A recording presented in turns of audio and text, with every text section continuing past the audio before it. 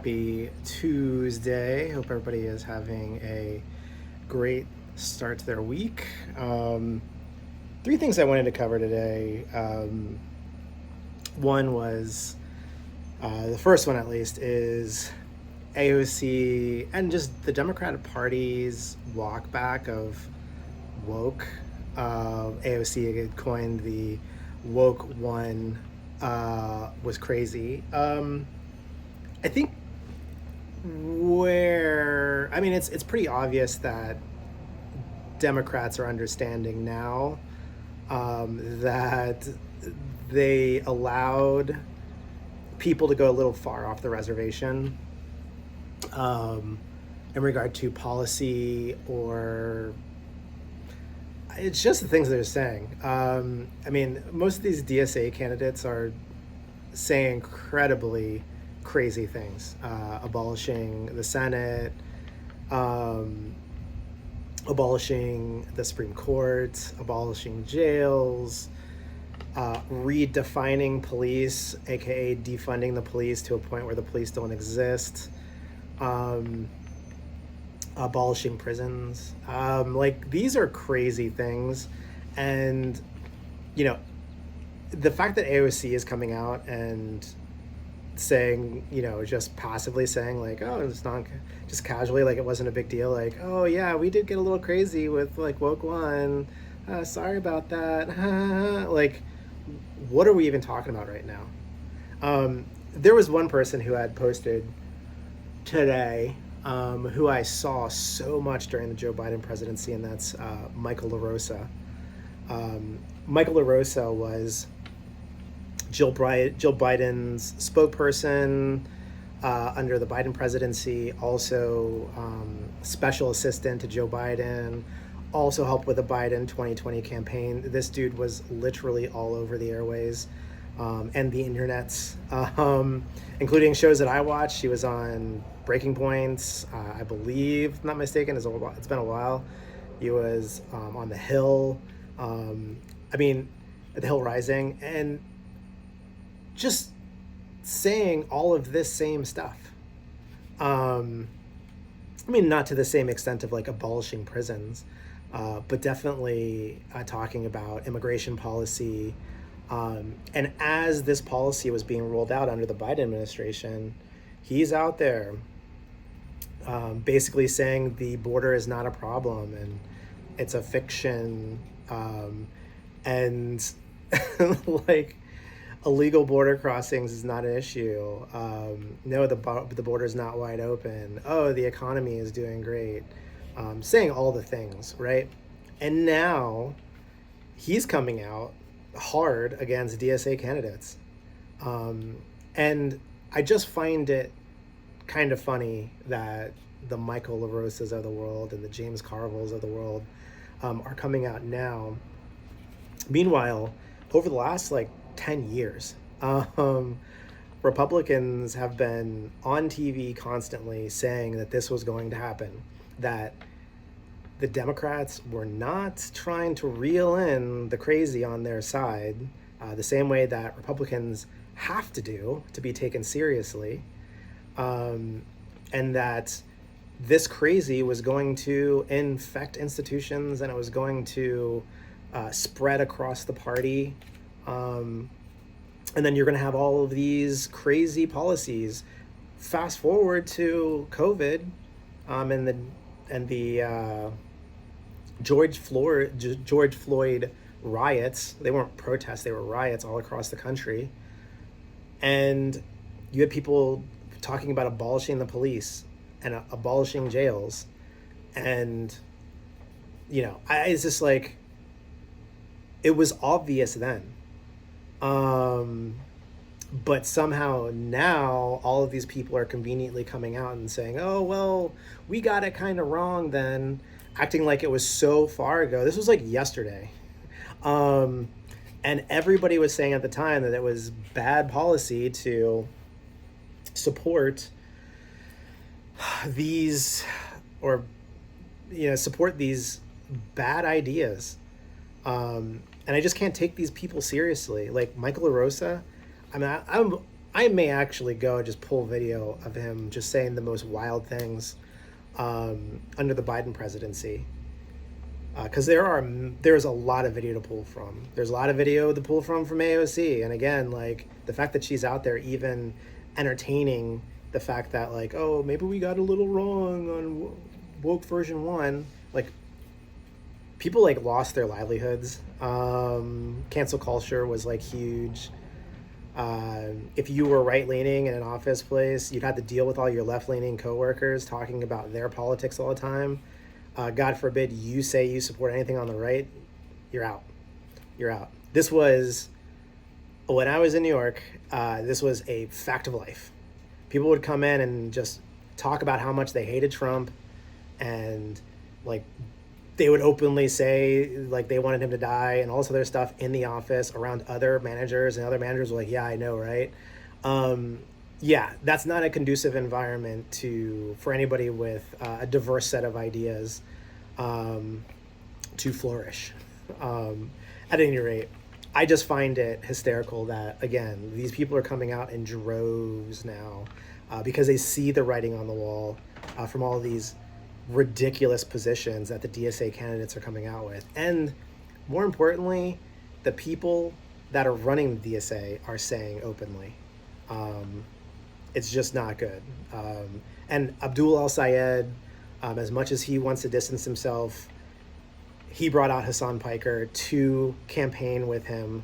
That is a endorsement. That's not a tacit endorsement. That is an endorsement of the ideas of Hassan Piker. That would be like the same thing as like Trump bringing David Duke to a rally and then going out and saying, well, I don't agree with his ideas, but I just wanted to reach an audience that otherwise would be difficult to reach. Like, are you kidding me? One, never happened. And condoning white supremacy at all has never happened from the Trump administration, let alone aligning themselves with people. And by the way, I do like the fact that people are like, oh, well, Dick Fuentes went to dinner with Trump. No, he didn't. He was tagging along with Kanye West, who was invited. So the left's argument that Trump is racist is that he invited Kanye West to dinner, and Kanye West brought Nick Fuentes, who is a racist. I'm not a Nick Fuentes fan, but that argument is like, if people just actually thought about what they were saying when they were saying it, it's like, yes, the guy who hates black people invited a black guy to dinner with him. Yeah, no, it's absolutely ridiculous. At any rate, the other thing I wanted to get into was the Fauci thing is just not going to go away, and it's unfortunate that Fauci can't be charged because of this pardon. Which, by the way, people were talking about like, oh, Trump should challenge the pardon. Trump should challenge the pardon. There is no world in which Donald Trump or any president is going to challenge another president's pardon power. Zero. Not going to happen. Especially knowing that Democrats want to run probably the biggest lawfare campaign against Trump since the last time they did it, where they tried to impeach him. They're going to try to probably impeach him after he leaves office. For what? Who knows? Don't care. They're going to make shit up anyways. There might be something which may actually be impeachable that other presidents have done as well. Who knows? The point is, Democrats are going to try to impeach Trump. The only way that all of those administration officials that are going to be targeted heavily, the only way that they're going to be protected is if they get pardons, which those pardons are just going to be out blanket. Biden opened the door on blanket pardons. You're going to see blanket pardons on every top line administration official that's out there. You're going to see blanket pardons for, let's say, SpaceX and Tesla and Elon Musk, and you're going to see it for other executives and CEOs, maybe even Jensen Huang, which would be interesting. But you're going to see pardons for all these people. And it's not because they did anything wrong. It's going to be exclusively because Democrats want to go after these people. Anybody that's remotely aligned or adjacent to Trump, they're going to go after. And they're going to try to ruin their lives. So these people are going to need pardons. So there is zero chance that Trump is going to challenge the pardons. But back to the point, this recent revelation regarding Fauci is in regard to pregnant women and the probability of miscarriage after getting the COVID vaccine. And I'm not sure exactly which shot it was, whether it was the J&J or whether which J&J was a single shot versus I think the AstraZeneca one or whatever. Moderna was like 2 shots. But it's weird to me that that it's even a conversation as to whether or not an entire group of low risk individuals, because pregnant women, by definition, generally speaking, unless they have a ton of money, are having kids between the ages of somewhere in their 20s on average to somewhere in their late 30s, and sometimes even into early 40s. This entire segment of people statistically is at low risk for negative outcomes from COVID. The only people that were at high risk for negative outcomes were those with multiple comorbidities, those who are immune compromised. You get up there in age, you start getting comorbidities, you start getting immunocompromised. If you're going through cancer treatments, things like that. I mean, like, it was never intended, the shot's creation was never intended to be given to perfectly healthy people. And that's where the wheels kind of fall off on this broader conversation, is because it was the mandate. And so they mandated it, and then they backfilled in all of the rationale for people that were in risk categories to get it. And by risk categories, I mean like pregnant women. I mean like teenage boys who had a higher risk of getting myocarditis, depending on how the shot was administered. And so like, just the common sense would say, hey, this isn't actually a tested vaccine. And anybody who wants to argue that it was tested at the time it was mandated, please go ahead. Go ahead, tell me how it was tested. How is a vaccine that was created through Operation Warp Speed the fastest turnaround in history of a therapeutic designed for, in this case, COVID, like tested on a broad swath of the public? The testing was when regular people were taking it and when it was mandated. And so there were these stories of women coming out and talking about miscarriages. There was a nurse who had talked about, who was pregnant and had kind of videoed it, who miscarried a couple days later, after she was so excited to get the shot, the COVID vaccine, or the COVID shot, I should say. It's just unfortunate. And there are a host of medications that you don't take when you're pregnant. I was going to list all of the medications and all of the things that pregnant women are advised against taking, but the list was too long. I didn't feel like listing all of it out. But just off the top, if we're looking at just vaccines, so the MMR, which is measles, mumps, and rubella, like that is a vaccine that is advised against. Chickenpox vaccine, advised against. Live attenuated vaccines like the flu vaccine, which is more of a shot. It doesn't prevent you from getting the flu. But at any rate, like that is recommended against, specifically like Flonase. Again, anything that's live attenuated is, they say do not take. And so like, it's weird to me that they would advise pregnant women to take the COVID shots when there wasn't widespread information on how it would actually impact them, right? Like if we're talking about a high risk woman in this case that has, is pregnant, has diabetes, and, is overweight, it's really up to the doctor's decision at that point. But a perfectly healthy female that is in prime age, like there was no reason to force that on those individuals. And the fact that Fauci went out and recommended it while saying that there was a miscarriage risk in his own writing in his journal it's like so many levels of messed up. Like again, what can be done about it? Nothing can be done about it. Again, I'm a firm believer that karma will catch up with people, and that one day karma will catch up to Fauci in the way of maybe a heart attack, or maybe dying early age of natural causes. Like, I'm not saying that someone's gonna go out there and assassinate the dude, and I'm not advising for that. I don't advise for violence against anybody. But if God comes down and determines that it's his time a little earlier than expected, I'm not going to be surprised.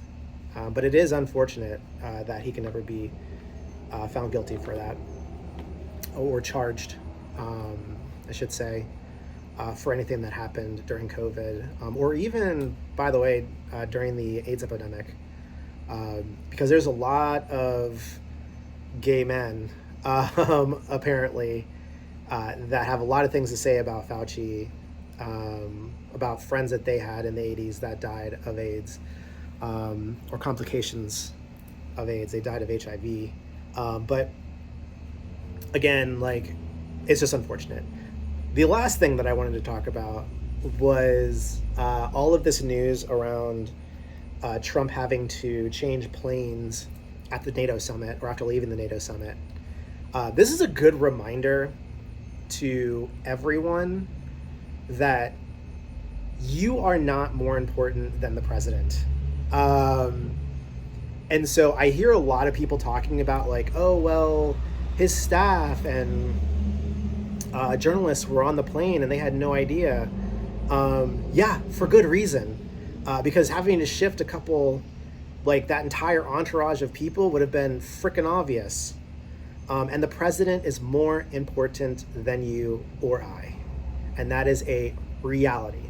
This is also why the president has immunity for acts that he does under the presidency. This guy has to make the decision to kill people on a regular basis, or to go to war, to drop bombs in another country like Iran, or in the case of Obama, Afghanistan and Iraq and Syria. Like, I mean, people forget that if another country kills the president, that is a declaration of war. We're going to war. And so the fact that there was a credible threat on his life, enough for him to have to secretly get escorted off of the plane, or there was a plan in place to secretly escort him off the plane and onto another plane, to then secretly escort him back onto Air Force One when they landed at the next destination, so that nobody knew the difference. Like, again, it's not surprising. But to anybody who's like, I can't believe he left all those people, all you need to do is go back to the White House Correspondents' Dinner, where there was an assassination attempt, and look at the people that were escorted out of the room, and look at the people that were sitting at that same table that were left behind. The Secret Service's job is to protect the number one asset in the world, which is, in this case, it happens to be Trump, DJT. The second person that they were in charge of protecting is the vice president, because he's next in the line of succession. This is also why you don't find that that the people in the line of succession are generally in the same place together. This is also why J.D. Vance was not at the Correspondents' Dinner the second time around, because the assassination attempts are real, and if both of them are taken out, then we're going to I think it's the Speaker of the House, which I think, if I'm not mistaken, is Trump. I don't know. At any rate, but you can't have all these people together, uh, because you need to have the line of succession of people taking over if something happens to the president. But you watch, I can't remember the Asian woman that was sitting right next to Trump, um, but you watch her, you know, the Secret Service comes, gets Trump. She's trying to hide behind the Secret Service. And they're like, get away from us. Like, you are not our problem. And they're escorting Trump out. They're taking JD Vance, and she's kind of like trying to hunker down behind Secret Service as they're trying to whisk Trump out of the hotel. But that's visually an example of who is important here. And so, while I would not want to be the person that was on the plane that could have been shot down or shot out of the sky, people also need to understand that, like, traveling in close proximity to the president of the United States is a dangerous thing to do. We take it for granted because, like, you just assume that nobody's going to do anything. I mean, if you're looking at, you think Putin is going to get on a very obvious plane and fly around Russia with Ukraine being so heavily kind of entrenched into into Russian area and using drones? No, absolutely not. If you're a reporter and you're going to be traveling with Putin to the front lines, like, that's a risk that you're taking on yourself. Like, and again, these other leaders of these, third world countries get assassinated kind of all the time. I mean, they definitely have significantly more threats on their life because, like, say in South America and Central America, the cartels have more power generally than the leaders in those countries, for the most part. And so, like, again, to all of those people that are, like, up in arms about, the people that were left on the plane. And by the way, I would say the same thing if this happened under Joe Biden, the same thing if it happened under Barack Obama, the same thing if it happened under Bill Clinton. I'm sure that it did at some point. We just don't know about it because nobody's leaking it. And by the way, the fact that this got leaked is insane. Like, it's absolutely insane. Now, it's like, now they don't have, like, the Secret Service is limited in options on how they deal with this threat in the future because they just gave away, or somebody just gave away the fact that they use this method in order to usher the president out of the plane and into another plane. Like, crazy. I'm sure that somebody leaked it and somebody's going to be in trouble. Again, these are the kind of leaks that are detrimental to the U.S. Talking about American stockpiles, like, that's bad. That's really, really bad on so many levels. Like, leaking, a BS story about, I don't know. You could think of any of the fake stories that came out about Trump. Oh, the suckers and losers. He called military members suckers and losers. Like, that kind of stuff gets leaked out. It's easy to debunk, and it's just generally not true. But it also does no harm. These leaks are in regard to national security. Leaking whether or not we have enough in stockpiles, which, by the way, I think that leak is intended to elicit a response. The same way that this memo that goes out talking about increased production, like, obviously we need to increase production.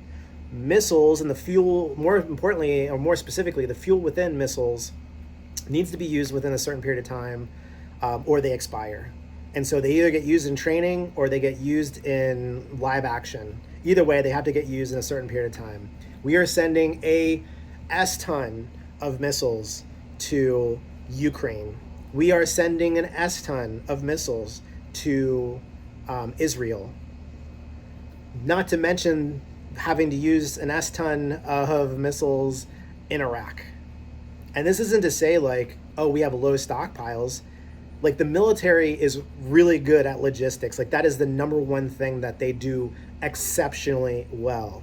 and forecasting a future need based on the current production time is what they do. And so having this memo come out saying you need to increase production is like, it's a no S kind of like, yeah, of course, we're using a bunch of these missiles in theater, in multiple theaters now, and we're also having to use them for training in other areas, so that we can bring our warfighters up to speed. Whether they're pilots that are coming up out of the ranks that are eventually going to get sent over, or they're ground forces that are using surface-to-air missiles. Like, this is, again, people are getting up in arms about like, oh, we're sending out this memo because we're low in stockpiles. Like, we're not low now.